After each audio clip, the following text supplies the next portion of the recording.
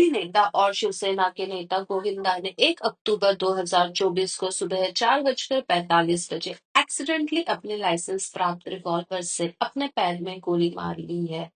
वह कोलकाता में एक शो के लिए सुबह 6 बजे की फ्लाइट पकड़ने के लिए अपने जुहू स्थित घर से निकल रहे थे। रिवॉल्वर को लॉकर में रखते समय वह उनके हाथ से फिसल गई और अनजाने में गोली चल गई।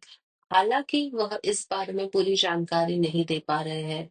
उनके भाई कीर्ति कुमार ने बताया कि गोविंदा की स्वास्थ्य अभी बेहतर है और उनके बाएं पैर से गोली निकाल दी गई है।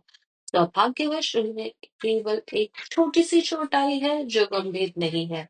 गोविंदा ने इस घटना के संबंध में कोई शिकायत दर्ज नहीं कराई है। वर्तमान में गोविंदा मुंबई के क्रिटी केयर अस्पताल में भर्ती है, जहां उन्हें निगरानी में रखा गया है। पुलिस इस मामले की जांच कर रही है और उन्होंने